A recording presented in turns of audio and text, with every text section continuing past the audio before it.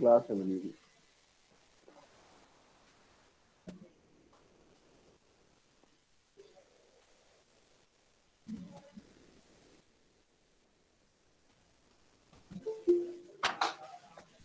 चलिए, good afternoon of you.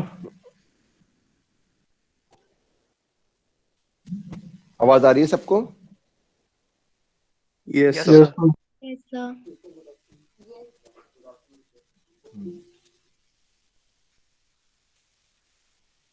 चलिए, आज की क्लास में अपन लोगों ने जो फर्स्ट और सेकंड मिड सेम में आप लोगों को जो आ गया था वो फर्स्ट और सेकंड यूनिट आ गए। फर्स्ट मिड सेम में आपको फर्स्ट एंड सेकंड यूनिट आ गई थी।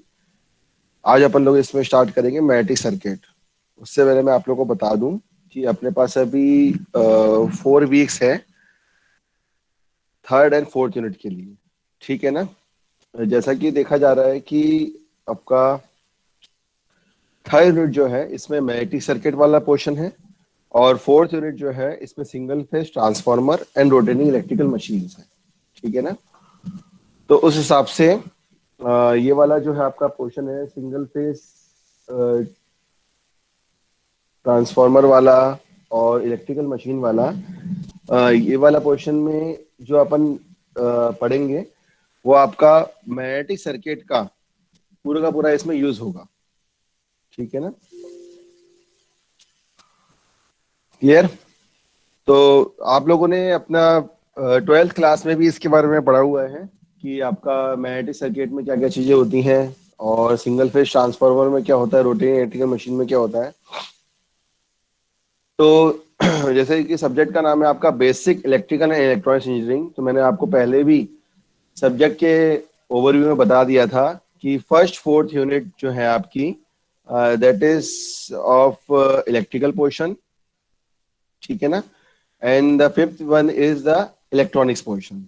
तो अपना अब भी ये सेकेंड मिड सेम जो आप लोगों का कंडक्ट होगा फ्रॉम 8 to 13 मार्च, ठीक है ना। जैसे आज 8 फरवरी है, अगली एक महीने बाद आप लोगों का सेकेंड मिड सेम कंडक्ट होगा। मिड सेमेस्टर एग्जामिनेशन में 4 लोग एब्सेंट हैं, उनका मैंने डाटा कलेक्ट कर लिया है, ठीक है। और बाकी सबका जो मिड सेम का इशू था वो इशू के लिए एक क्वेश्चन आप लोगों का कुछ क्योंकि क्वेश्चन बैंक में क्वेश्चन अपलोड हुआ था, तो आइडियल करंट सोर्स वाला जो क्वेश्चन है उसके लिए मैं एक अनाउंसमेंट एंड ऑफ क्लास कर दूंगा आप लोगों को, ठीक है। और कोई किसी को डाउट तो नहीं है मिड सेम 1 के रिगार्डिंग? सर कुछ No, sir. क्वेश्चंस में डाउट है तो वो आप बता देंगे ना नहीं, बाद में? क्वेश्चन तो सिर्फ एक ही गलत, उसमें बाय मिस्टेक आइडियल करंट की जगह आइडियल वोल्टेज मेरे को लिखना था। नहीं सर, क्वेश्चन नहीं आ रहा था एक, तो वो आप बता देंगे ना? क्वेश्चन तो मैं बता दूंगा आपको, ठीक है संस्कार, थैंक यू है सर। ना। और किसी को कोई डाउट संस्कार के अलावा सीएससी एंड आईटी में?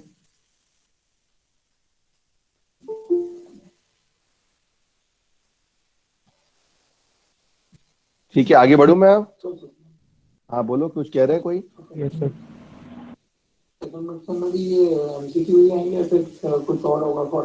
हाँ, सेकंड मिड सेम में जो आपका फॉर्मेट रहेगा वो अभी मैं आप लोगों को ऐसे डिस्कस नहीं कर सकता, मतलब क्लियरली नहीं बता सकता हूँ, क्योंकि सेकंड मिड सेम में आप लोगों का हो सकता है कि एमसीक्यू भी हो जाए, हो सकता है ओपन भी हो जाए, लेकिन मैं कोशिश करूंगा उसको, क्योंकि अपन लोगों ने क्लास में डिस्कस कर लिया था उसके बारे में। तो वो आप लोगों का, ये अपना कैमरा ऑफ करो बेटा, ये किसका खुला हुआ है? अनुज गुआ, कैमरा ऑफ करिए अपना।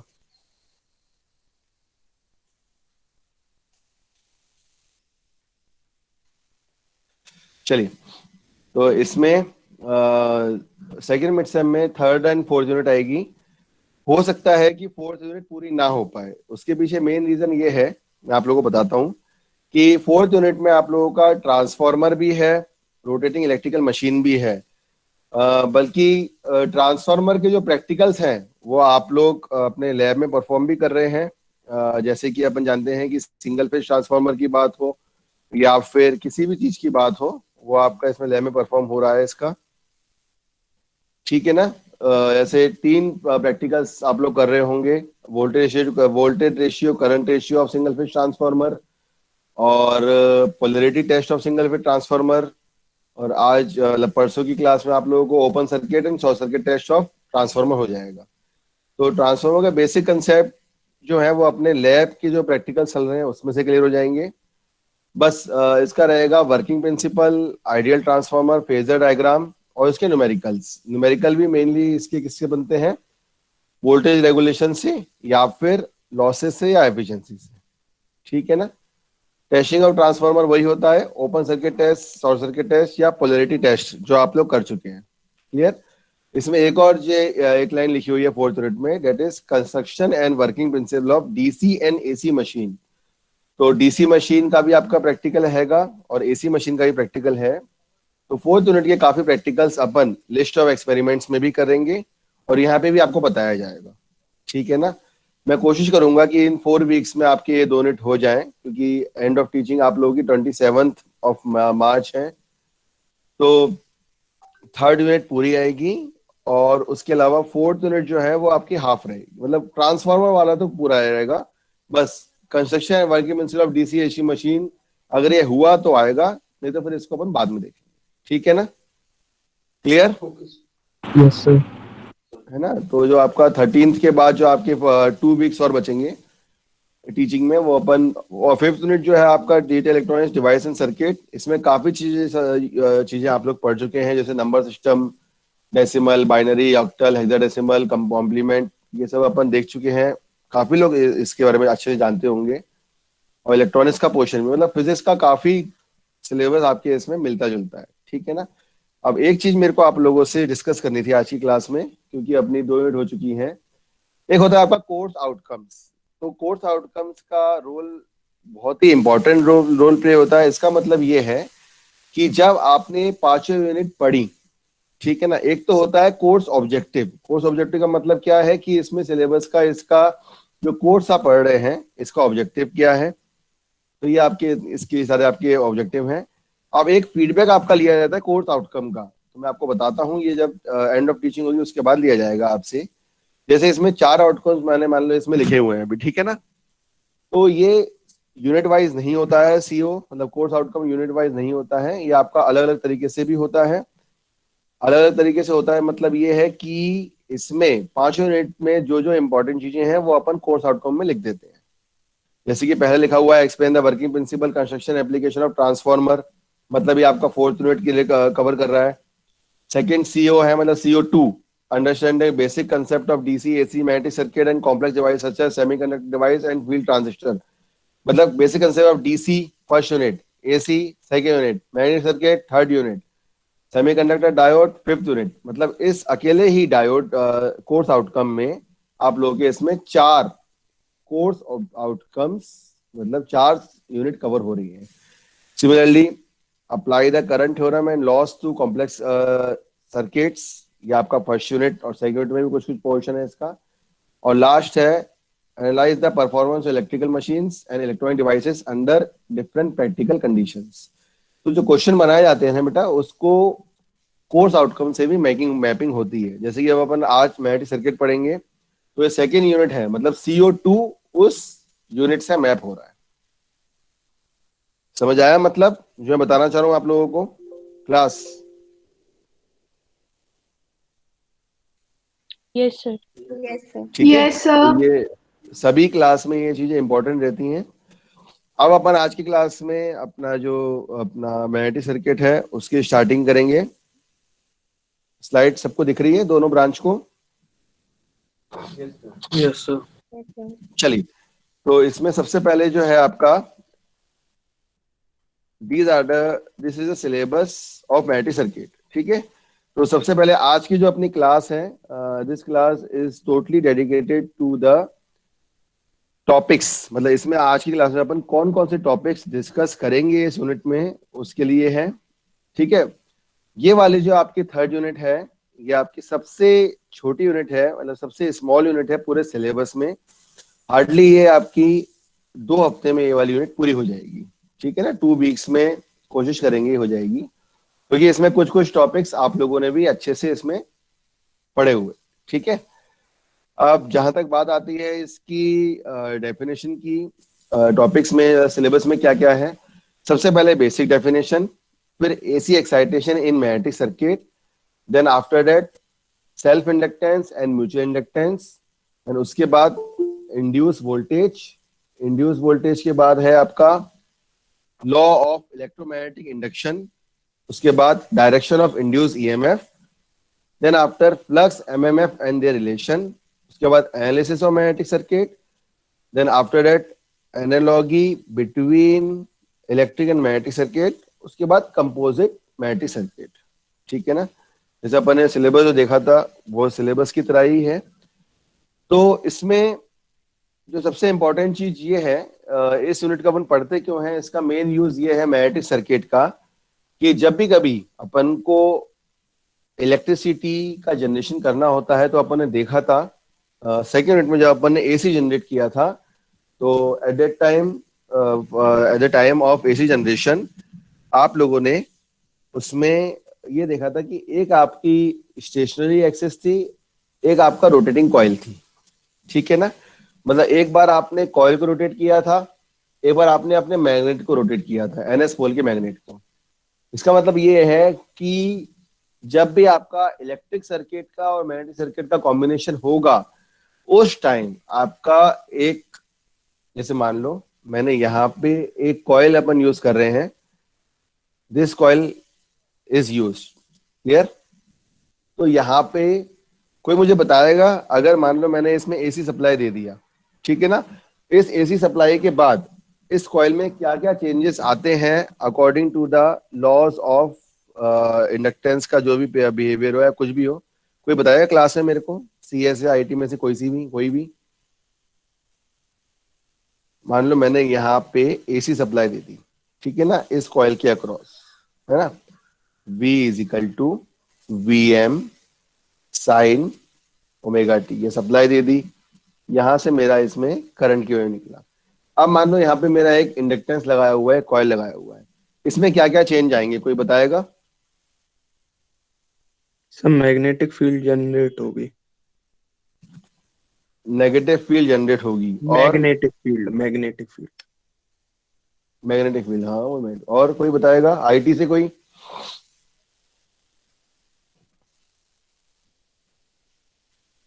पहला आंसर मिला है मेरे को, मैग्नेटिक फील्ड जनरेट होगी, एमएफ।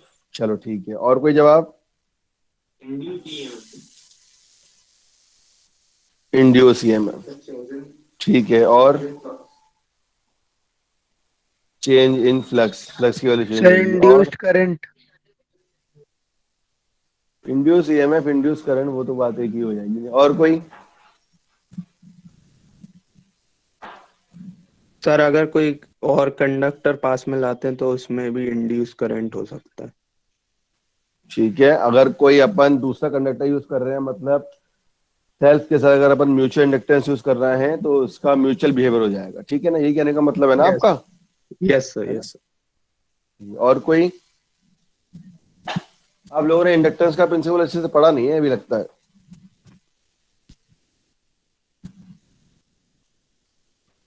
बताओ।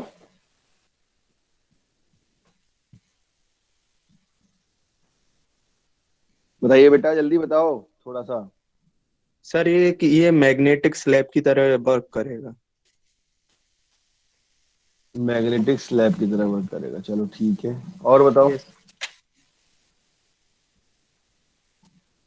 और किसी को जवाब मिल रहा है? करंट का यूज करना शुरू कर देगा।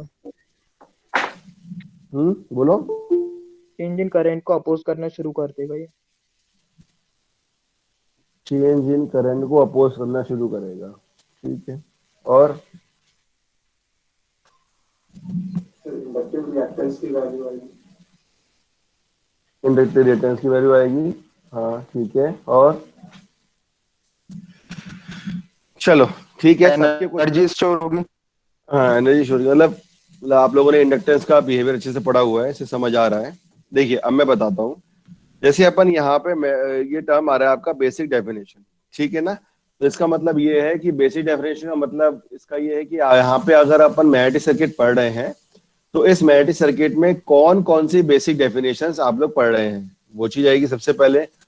उसके बाद इसमें किस तरीके का एक्साइटेशन हो रहा है, कैसा आपका सेल्फ इंडक्टेंस आपको मिल रहा है, जब आपने एक इंडक्टेंस यहाँ पे एक कॉइल लगाया हुआ है, कैसे आपको एक म्यूचुअल इंडक्टेंस मिल रहा है, तो म्यूचुअल इंडक्टेंस का मतलब ये है, मान लो मैंने एक ट्रांसफार्मर यूज कर लिया, ये मेरी सेकेंडरी वाइंडिंग हो गई, ठीक है, और इसी के पास मैंने अपनी प्राइमरी वाइंडिंग यूज कर ली। क्लियर है ना? तो मान लो ये प्राइमरी वाइंडिंग है पी, ये है मेरी सेकेंडरी वाइंडिंग। इसका मतलब ये है कि इस इंडक्टेंस में इस ट्रांसफार्मर की कॉइल में दोनों ही इंडक्टेंस प्रेजेंट है, that is L1 inductance, L2 inductance, और इन दोनों के बीच में एक इंडक्टेंस आ रहा है, वो है आपका M, that is mutual inductance. ठीक है, क्लियर? ये चीज हो गई। उसके बाद इंड्यूस वोल्टेज का मतलब ये है कि जब कभी भी आप वोल्टेज, एसी वोल्टेज देते हैं किसी भी कॉइल के अक्रॉस, तो यहाँ पे सबसे पहले आपका एक ईएमएफ इंड्यूस होता है, and this EMF is equal opposite to applied voltage. ये अपन लोगों ने पढ़ा था ना बेटा, जब इंडक्टेंस का बिहेवियर देखा था अपन ने, जब डेरिवेशन किया था, आया ना? यस और नो? ठीक है, तो यहाँ पे इंड्यूस वोल्टेज हो जाएगा। देन आफ्टर दैट इसी के बाद आपका लॉज ऑफ इलेक्ट्रोमैग्नेटिक इंडक्शन, मतलब Faraday's laws of electromagnetic induction में क्या होता है, E is equal to minus N D phi by D T या minus L D I by D T. जब अपन करंट देखते हैं तो D I by D T को लेते हैं, जब अपन फ्लक्स की वैल्यू लेते हैं, फाई लेते हैं, तो वहां D phi by D T हो जाता है। देन आप after that direction of induced EMF, किस तरीके से आपका जो ईएमएफ इंड्यूस हो रहा है उसका आप डायरेक्शन देख रहे हैं, चाहे वो आप कॉक स्क्रू रूल से ले लो, चाहे आप कोई सा भी रूल इसमें यूज कर लें, वो अपन देखेंगे। उसका ये एक बहुत ही इंपॉर्टेंट कंसेप्ट है, flux, MMF and their relation. इसमें आपके न्यूमेरिकल्स भी आता है इस टॉपिक पे, ठीक है ना? क्लियर? फ्लक्स एमएमएफ रिलेशन का मतलब ये है कि जब भी कभी अपन फाई की वैल्यू निकालते हैं ना, तो फाई की वैल्यू होती है आपकी phi is equal to MMF upon एक नया टर्म यहाँ पे आता है, वो आता है आपका रिलक्टेंस। ठीक है ना? रिलक्टेंस का किसी ने अभी तक कोई मतलब किसी ने पढ़ा है इसके बारे में अभी तक? ये नाम सुना है रिलक्टेंस का कभी किसी ने? बताइए बेटा।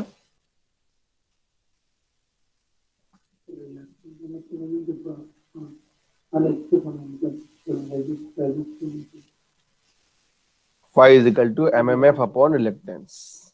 ठीक है, तो रिलक्टेंस के बारे में आप लोगों को मैं बता दूंगा जो अपन यहाँ तक आएंगे इस टॉपिक में।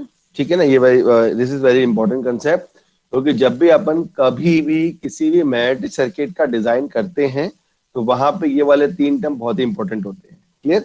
उसके बाद आपका आएगा analysis of magnetic circuit. Analysis का मतलब ये है कि, अच्छा बताओ, इलेक्ट्रिक सर्किट का अपन एनालिसिस किस तरीके से करते हैं, कोई बता पाएगा क्लास में?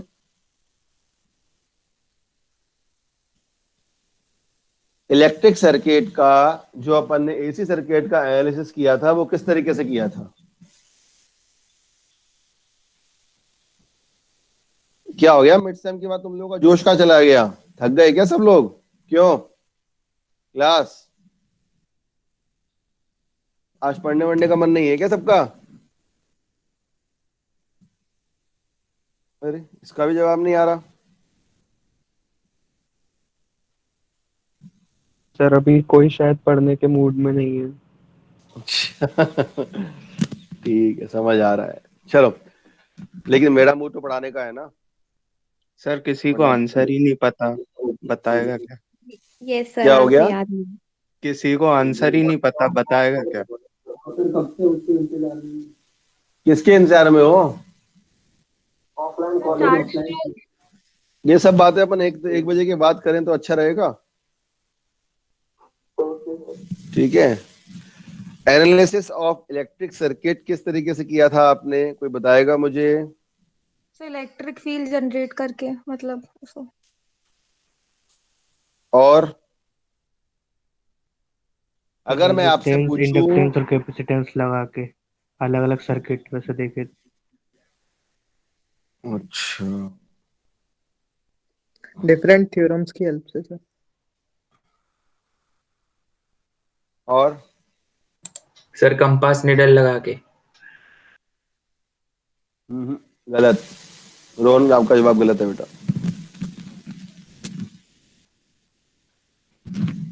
अगर अपन एनालिसिस ऑफ मैग्नेटिक सर्किट करेंगे तो यहाँ पे आपका या तो आपका सीरीज मैग्नेटिक सर्किट होगा या फिर पैरेलल मैग्नेटिक सर्किट होगा। समझ आया? जब भी कभी किसी भी सर्किट का एनालिसिस होता है, इसका मतलब ये होता है कि उसमें जो आपका लोड लगा हुआ है उसका कनेक्शन किस तरीके से है, वो आपका सीरीज कनेक्टेड है या पैरेलल कनेक्टेड है। क्लियर? समझ आया आप सबको? तो analysis Yes. Of parallel circuit में अपन ये चीज करेंगे। क्लियर? उसके बाद आपका इसमें आएगा analogy between electric and magnetic circuit. मतलब ऐसी कौन कौन सी टर्म्स हैं जो अपन इलेक्ट्रिक सर्किट में और मैग्नेटिक सर्किट में इसमें कॉमन देखेंगे। और लास्ट में आएगा आपका कंपोजिट मैग्नेटिक सर्किट। क्लियर? यह आपका पूरा आपका इसमें आपका सिलेबस है। इसमें जो न्यूमेरिकल्स वाला पोर्शन है, इसका मतलब इसमें जो आपके टर्म्स यूज होंगे उसमें से अपन इसका न्यूमेरिकल वाला पोर्शन इसमें करेंगे। सबसे पहले इसमें एनालिसिस ऑफ मैग्नेटिक सर्किट अगर अपन देख रहे हैं तो यहाँ पे सीरीज और पैरेलल आएगा। Clear? And this is the lecture plan of unit 3। इसमें बेसिक डेफिनेशन जो आज अपन देखेंगे इसमें। Then after AC excitation, self inductance, mutual inductance, induced voltage, laws of electromagnetic induction और फ्लक्स में है उसके वजह रिलेशन, एनालिसिस मैग्नेटिक सर्किट का, न्यूमेरिकल प्रैक्टिस और क्वेरी रिलेटेड टू यूनिट 3। ठीक है, जो भी इसमें क्वेरी आएंगी वो हो जाएंगी इसमें। अभी तक तो मैंने मान के चला है कि इसको अपन 10 डेज में लिखा हुआ है, लेकिन मैं कोशिश करूंगा कि अपन इसको अपना 4 एक हफ्ते में अगर 4 क्लासेस हो रही हैं तो 8 डेज में अपन इसको 2 वीक्स में इसको कवर करेंगे। क्योंकि इसमें बहुत सारे इसमें टर्म्स कुछ ऐसे हैं जो अपन लोगों ने अच्छे तरीके से पढ़े हुए हैं। ठीक है ना? क्लियर? Yes sir. अच्छा, ये स्लाइड्स में ब्लैंक आ गई है। चलिए, तो सबसे पहले अपन जो मैग्नेटिक सर्किट का इसमें स्टार्टिंग कर रहे हैं आज इसमें। तो फर्स्ट ऑफ ऑल अगर अपन किसी भी मैग्नेटिक सर्किट के बारे में पढ़ें या किसी भी मैग्नेटिक सर्किट के बारे में अपन देखें तो अपन उसको किस तरीके से देखते हैं, कहाँ है इसका कैसे यूज करते हैं उसको देखते हैं। जैसे कि मान लो यहाँ पे 2 तरीके के मैग्नेटिक सर्किट बनाए हुए हैं मैंने, मतलब मैग्नेटिक सर्किट का एग्जांपल दिया हुआ है। Number 1 example is of transformer, ये पहला एग्जांपल है आपका। And the second example is of motor, 2 pole motor, मतलब NS पोल मोटर की है। इसमें 2 पोल से 2 पोल मशीन अपन यूज की हुई है। ठीक है ना? तो जहां कहीं भी आपकी कॉइल अपन यूज करते हैं, कॉइल यूज करते हैं या इंडक्टेंस का बिहेवियर होता है, वहां पे आपका मैग्नेटिक सर्किट का बिहेवियर स्टार्ट हो जाता है। इलेक्ट्रिक सर्किट का बिहेवियर तो हो ही रहा है, बिकॉज इलेक्ट्रिक सर्किट का बिहेवियर हो रहा है, इसका मतलब यह है कि अपन ने यहाँ पे सप्लाई दे दी है। ठीक है ना? ई सप्लाई अपन ने दे दी है, इसमें अपन ने आपका करंट भी फ्लो हो रहा है। अब उसके बाद यहाँ पे मैग्नेटिक सर्किट का सबसे इंपॉर्टेंट काम जो रहता है वो इसमें कुछ बच्चे स्टूडेंट्स ने जवाब भी दिया था कि इसमें आपका फ्लक्स की जो वैल्यू है, ये फ्लक्स आपको किस तरीके से मिल रहा है और कहां से कहां फ्लो हो रहा है, फाई, ये अपन इसमें देखते हैं। ठीक है ना? तो उसके लिए कुछ बेसिक डेफिनेशंस हैं जो अपन लोग इसमें देखेंगे। बेसिक डेफिनेशन से पहले मैं आपको बता देता हूं कि इसमें क्या क्या चीज है। Number 1 is the example, practical example, मतलब किस तरीके से अपने मैग्नेटिक सर्किट को देख रहे हैं। तो यहाँ पे पहला जो एग्जांपल बनाया हुआ है वो आपका सिर्फ एक ही कोर में मैंने वाइंडिंग लगाई हुई है। यहाँ पे दूसरे कोर में, मतलब दूसरी साइड, मतलब सेकेंडरी साइड अभी वाइंडिंग नहीं लगाई हुई है। ठीक है ना? आपको सामने ही दिख रहा है यहाँ पे। और इसी वाइंडिंग से आपका इसमें फ्लक्स की वैल्यू यहाँ पे इन दिस कोर, ये आपका यहाँ पे फ्लक्स यहाँ पे आपका ट्रेवल कर रहा है। ठीक है? सिमिलरली फ्लक्स के साथ साथ अपन ये भी देखते हैं कि जो यहाँ पे अपन ने यहाँ पे कोर यूज किया हुआ है, मतलब आयरन कोर जो यूज किया हुआ है, उसका लेंथ क्या है, मतलब लेंथ भी देखा जाता है उसका और एरिया भी देखा जाता है। ये 2 चीजें भी देखी जाती हैं इसमें। ठीक है ना? Then after that it comes under the 2 pole motor. 2 pole motor में भी अपन ने यहाँ पे ये एक NS पोल का यहाँ पे एक बार मैग्नेट मैंने यूज किया हुआ है। मतलब कोई भी अपन अगर आयरन पीस ले रहे हैं, मान लीजिए मैंने कोई सा भी यहाँ पे फॉर एग्जांपल ये मैंने एक आयरन पीस लिया, ठीक है ना। अब इस आयरन पीस में मैं क्या कर रहा हूँ, यहाँ पे मैंने एक इसमें इसके अक्रॉस कॉइल्स को इसमें वाउंड कर दिया। तो ये जो आयरन पीस है, this iron piece is act like a magnet, ठीक है ना। अगर आपको ये पूछा जाए कि how we make a magnet, या मैग्नेट कैसे बनाया जाता है, या मैग्नेट की प्रॉपर्टीज क्या होती हैं, तो ये सब लोगों को पता है, आया ना। बेटा थोड़ा सा रिस्पॉन्स दो class. Yes sir. Yes sir. Yes sir. आज क्या पढ़ने के मूड में नहीं हो? पहले दोनों क्लास नहीं हुई क्या आप लोगों की 10 to 12?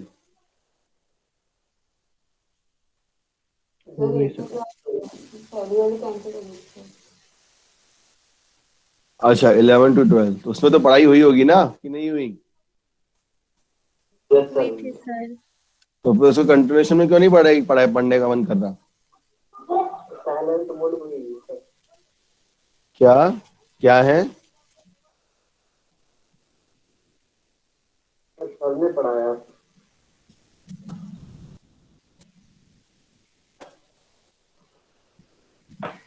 चलिए, तो चलिए मेरे को आप कोई भी ये बताएगा मुझे कि how we make a magnet, magnet किस तरीके से बनाया जाता है। तो मैग्नेट कोई भी अपन आयरन पीस ले रहे हैं, 1 बजे मिलता हूँ, हाँ। कोई भी अगर अपन आयरन पीस ले रहे हैं तो आयरन पीस से मैग्नेट कैसे बनाया जा रहा है, कोई बताएगा? सर उसमें करंट इंड्यूस करा देंगे, फिर वो मैग्नेटिक फील्ड जनरेट करेगा और मैग्नेटिक कैरेक्टर शो करेगा। सर कुल मिला के अलाइन होने चाहिए, जो भी अपने चार्ज कैरेक्टर्स होते हैं, एलिमेंट्स होते हैं, प्रोटॉन या इलेक्ट्रॉन, यस वो सर, सारे वो अलाइन होने डाइपोल। चाहिए। डाइ यस सर, तभी उनमें मैग्नेटिक नेचर आएगा। ये सर मटेरियल की प्रॉपर्टी होगी फिर तो। अच्छा, और हाँ सर, तभी तो अपन अगर एक्सट्रैक्ट करें कोई मेटल वगैरह को तो भी वो मैग्नेटिक फील्ड जनरेट कर सकता है। बस अलाइन होना मांगता है, अपने को इलेक्ट्रिक फील्ड जरूरी नहीं है कि अपन प्रोवाइड करवाएं।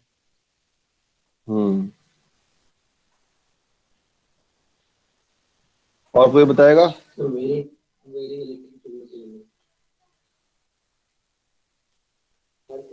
आयरन मटेरियल को सर स्ट्रॉन्ग इलेक्ट्रिक फील्ड में रखने के लिए हो जाता है, इसका मतलब इसके वैसे प्रोसेस है।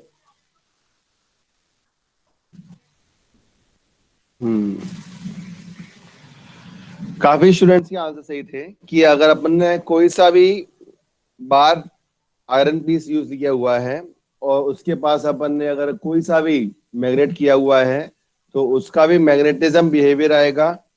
इन एडिशन टू दैट अपन ने कोई सी भी अगर कॉइल इसमें वाउंड कर दी है तो ये भी आपका iron piece as a bar magnet show होगा, ठीक है ना।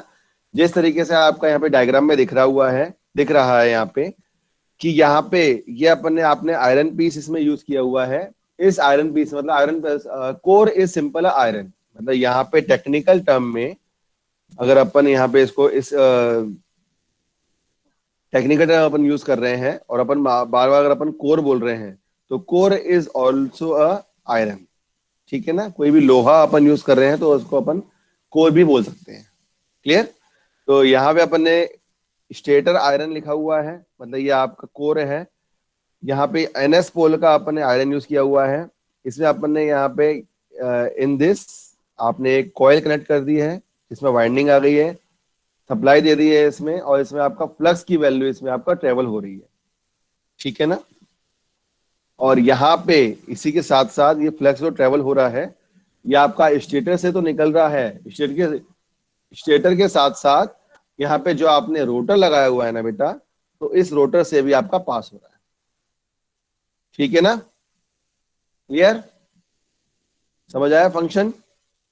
मतलब फ्लक्स की वैल्यू ट्रेवल होगी वो आपके एयर गैप से भी निकलती है, मगर मान लो 2 आयरन पीस अपन ने लगाए हुए हैं उन दो आयरन पीस के बीच में अगर थोड़ा सा गैप है तो वो फ्लक्स वहां से भी ट्रेवल करेगा। क्लियर? समझ आया आपको? Yes sir. ठीक है, तो इसी तरीके Yes, से sir. इसकी कुछ वो हैं डेफिनेशंस हैं, उसको मैं आपको बताता हूं कि जब भी कभी अपन मैग्नेटिक सर्किट की बात करें तो सबसे पहले उसमें आते हैं उसके कुछ बेसिक डेफिनेशंस। ठीक है ना? तो बेसिक डेफिनेशंस में जैसे अपन लोगों ने इलेक्ट्रिक लाइंस ऑफ फोर्स पढ़ा था या इलेक्ट्रिक फील्ड पढ़ा था, वैसे ही यहाँ पे अपन जो आपका वहां पे इलेक्ट्रिक करंट निकलता है ना, तो यहाँ पे अपन जो टर्म यूज करते हैं किसी भी एक क्लोज लूप में, उस क्लोज लूप में आपका क्या हो जाता है वहां पे, ऑन दैट क्लोज लूप वहां पे आपका मैग्नेटिक फ्लक्स आ जाता है। ठीक है ना? इसी के साथ साथ जब भी कभी कोई सा भी एक मैग्नेटिक सर्किट अपन यूज करते हैं तो दैट मैग्नेटिक सर्किट अगर अपन बोल रहे हैं तो वो कहां से मिलता है, that comes from the lines of magnetic flux. मतलब एक कोई सा बहुत सारे आपके मैग्नेटिक लाइंस ऑफ फोर्स अगर अपन को मिल रहे हैं या फ्लक्स की वैल्यू मिल रही है, जहां भी आपकी फ्लक्स की वैल्यू ट्रेवल करेगी ना, वहां पे आपका मैग्नेटिक सर्किट का टर्म आपका आएगा ही आएगा। क्लियर? समझ आया?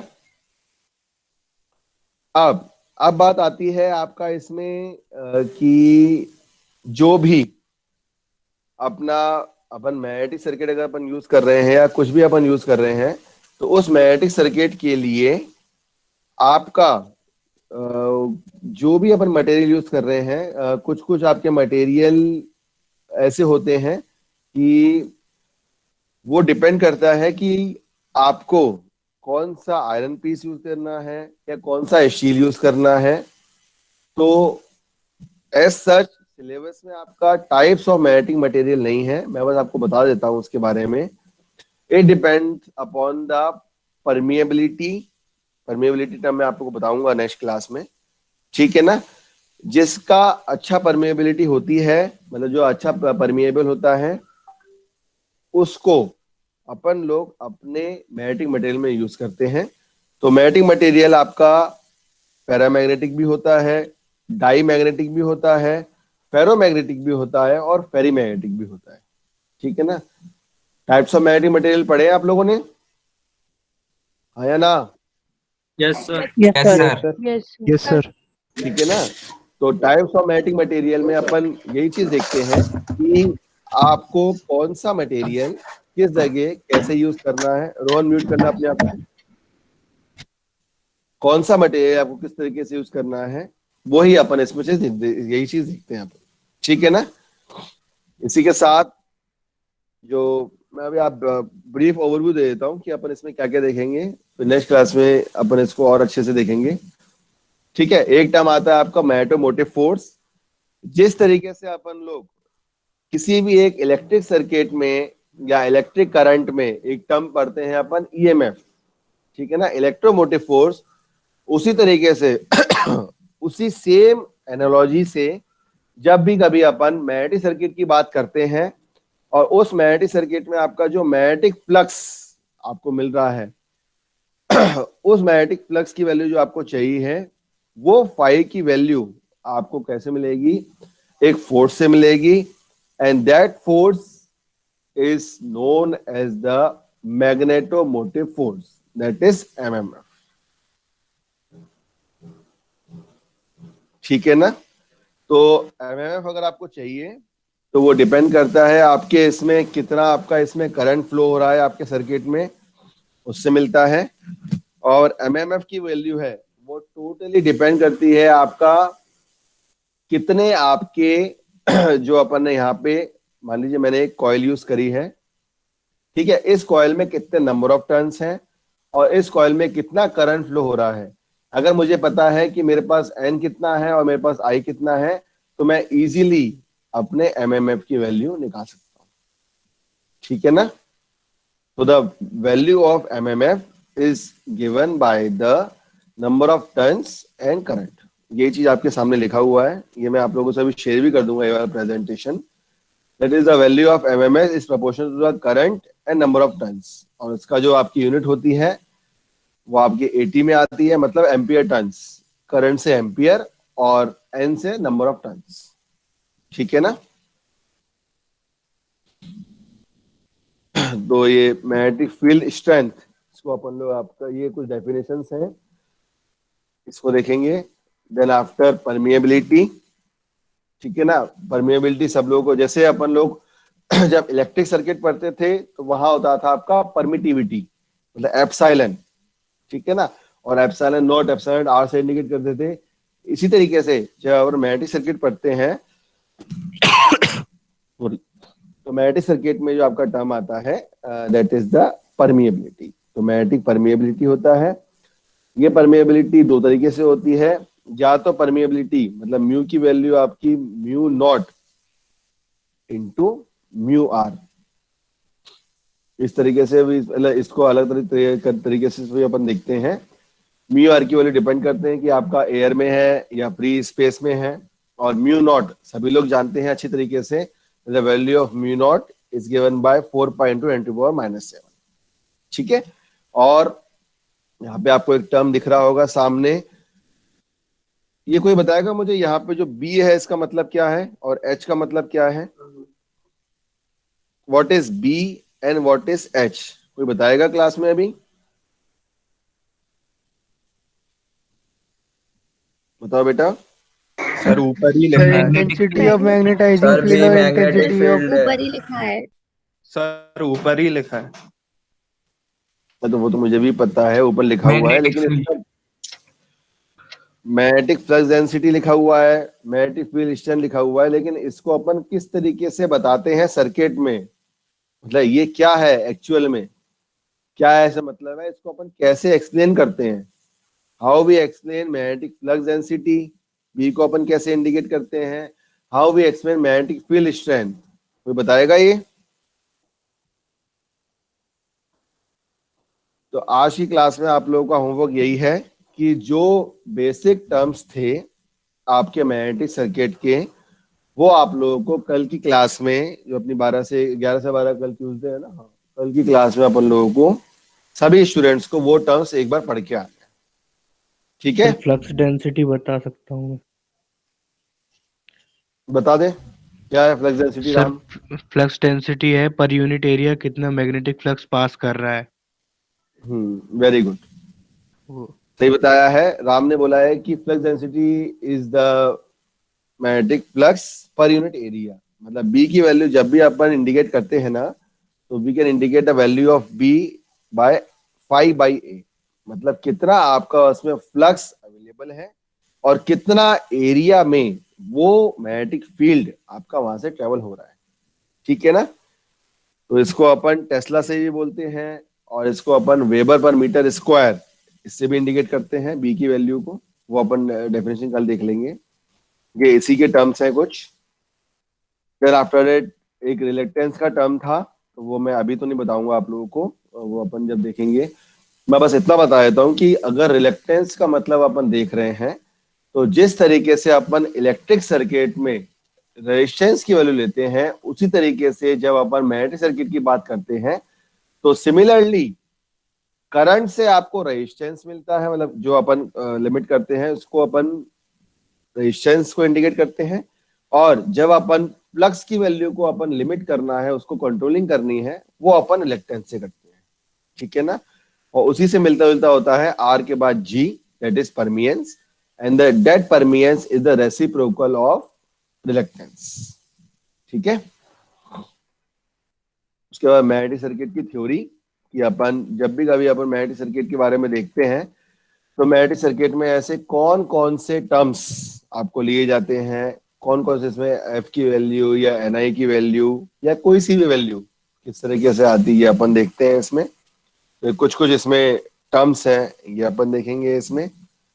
देन आफ्टर दैट इसी का रिलेशन आएगा, और उसके बाद जो आपका आएगा analogy between electric circuit and magnetic circuit, किस तरीके से अपन एक इलेक्ट्रिक सर्किट को मैग्नेटिक सर्किट एनालॉजी देखते हैं। तो अपन ने अभी कुछ कुछ टर्म्स देखे थे, यहाँ पे अपन ने इलेक्ट्रिक सर्किट को बनाया हुआ है, मतलब डायग्राम इसके टर्म्स बनाए हुए, कौन कौन से टर्म्स हम यूज कर रहे हैं।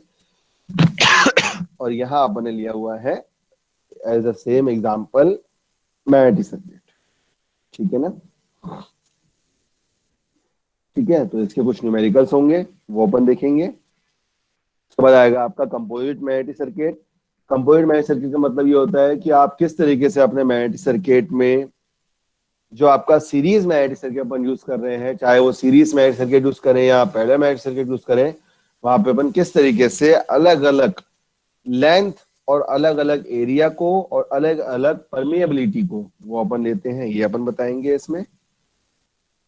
उसके बाद उसी जो डायग्राम है उसी का बाइफर्केशन और उसका डेरिवेशन।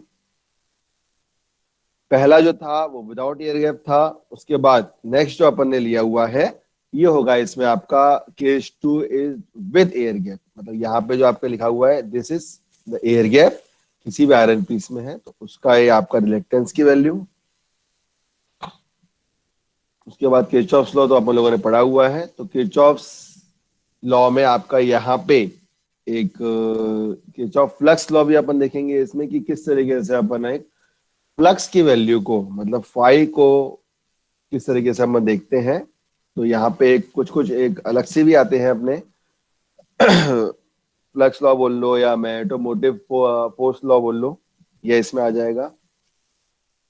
ठीक है, नेक्स्ट ये बताया गया है इसमें कि आपका कोई सा भी अगर मैग्नेटिक सर्किट दिया हुआ है तो उसमें कौन कौन से टर्म्स अपन यूज करेंगे। तो ये जो बेसिक डेफिनेशंस हैं, सबसे पहले कल की बेसिक डेफिनेशन में अपन देखेंगे फ्लक्स, फिर फ्लक्स डेंसिटी, फिर फ्री स्ट्रैंड, फिर एमएमएफ, फिर करंट।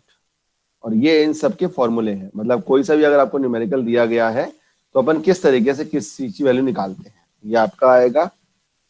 ठीक है, then after very important term that is एक BH कर्व। मतलब जब अपन कोई सी मैग्नेटिक फील्ड डेंसिटी या फील्ड स्ट्रेंथ अपन यूज कर रहे हैं तो उसमें अपन किस तरीके से BH कर्व को बताते हैं, किसी भी एक शीट स्टील के लिए या कास्ट स्टील के लिए या कास्ट आयरन के लिए। आप लोगों के सिलेबस में BH कर्व नहीं है, लेकिन मैं बस आपको बता दूंगा कि अपन किस तरीके से BH कर्व को एनालाइज करते हैं।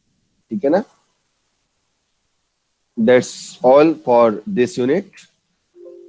तो इसमें जो आप लोगों का इसमें था आपका सिलेबस के अकॉर्डिंग जो आपका ये था वो इतना ही था कि अपन किस तरीके से इस यूनिट में अपन बेसिक इसमें देखेंगे। ठीक है, तो कल की क्लास में अपन लोग इसमें जो अभी तक देखा गया था वो चीज इसमें देखेंगे। ठीक है, वो मैं आप लोगों से जो प्रेजेंटेशन है अभी आप लोगों से ग्रुप पे शेयर कर दूंगा। हाँ, अब बताओ मिड सेम में क्या डाउट था।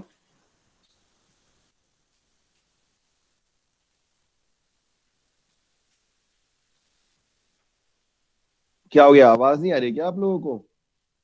आ रही है सर। आ रही है यार सर। मिड सेम में डाउट पूछो, आप बताओ, तो फिर मैं इसको एंड करूं। सर आया था वो सॉल्व हो गया, खुद से ही सॉल्व कर लिया मैंने। अरे वाह, खुद से सॉल्व हो गया। Yes sir. अच्छा, good.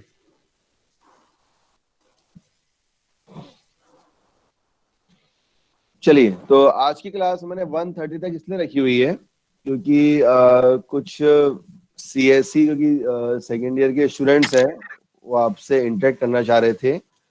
That's not compulsory for all.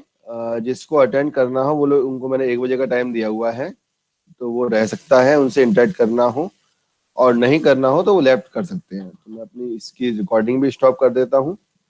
ठीक है।